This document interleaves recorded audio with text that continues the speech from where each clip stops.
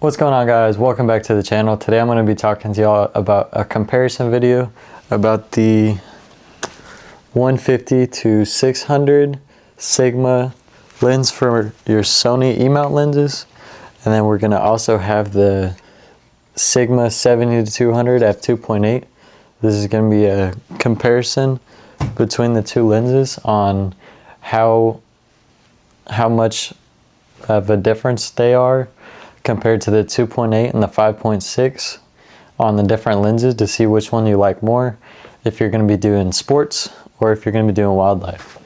So if you're doing a lot of wildlife photography, this is what I tried to use. So if you try to use a 70 to 200, you're going to be able to get shots of animals that are going to be a lot bigger. If you want to take pictures of cows, llamas, you want to take pictures of horses or deer, if you're like really close to them, then it's perfect. But if you're trying to take pictures of like birds, wildlife, anything like that, it's going to be severely hard.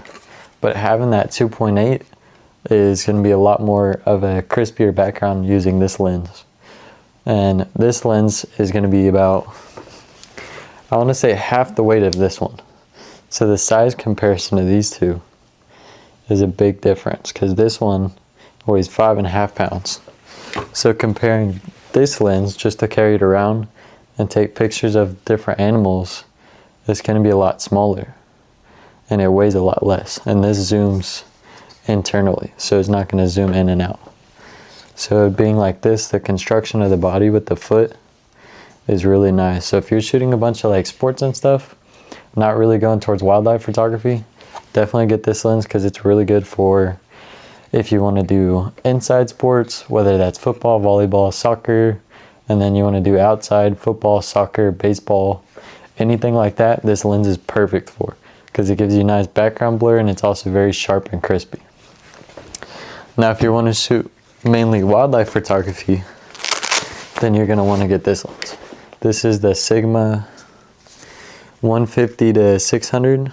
I believe it's the 5.6 to 6.3, and this is going to have a 95mm thread pitch, so you can put different threads and stuff on there. I have a couple different ones, and if you want to use this one comes in about 5.5 pounds. So this one you have to use a tripod for, but whenever you're using this one, you can get so much closer if you're shooting wildlife like birds, if you want to take some pictures of deer, buck, without having to scare them. Because you can take pictures with the 70-200, you just happen to get so close, you're going to scare them.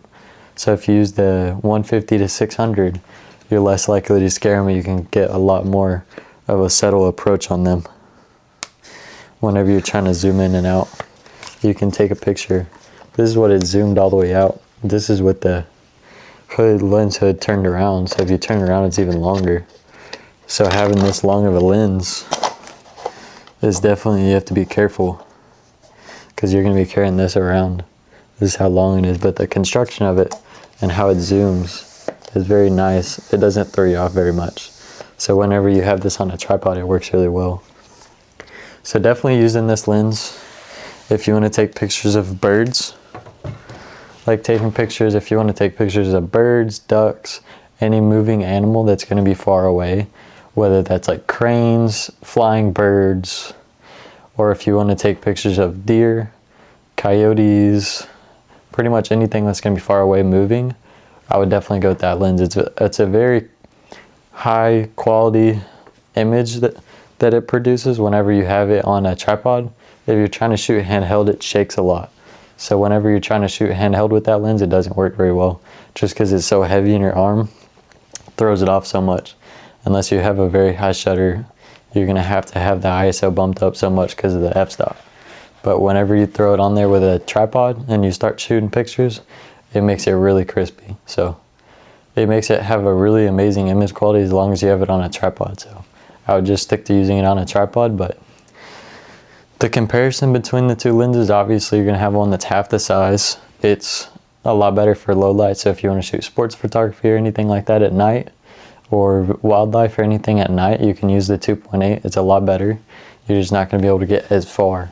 So if you're shooting on like the Sony A7R, you have that 35 crop mode. You can just push a button, crop in and out like that. it goes from a 20 mil to a 35 mil.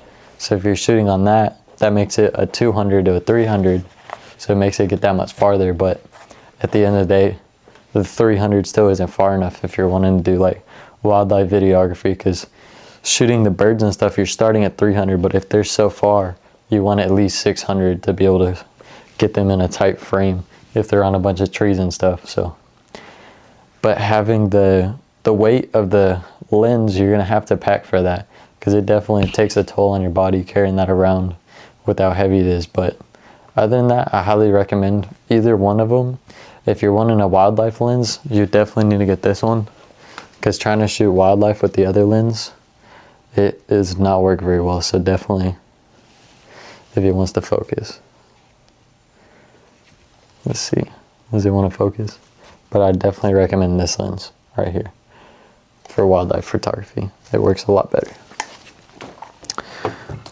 But if you want another comparison video on, and I can put all the images I've taken with both of these lenses, if y'all want any other comparison videos on my other lens, just let me know, and I'll let y'all know on the images I've taken with them, the different qualities, what aspects you need for the f-stop if you're wanting to shoot at 2.8 but you want to get farther, what lens you should get, because you're probably going to have to spend a lot more. Or if you can get away with the f5 to the 6.3 with the 150 to 600, just the different image qualities and what bumps it up from there.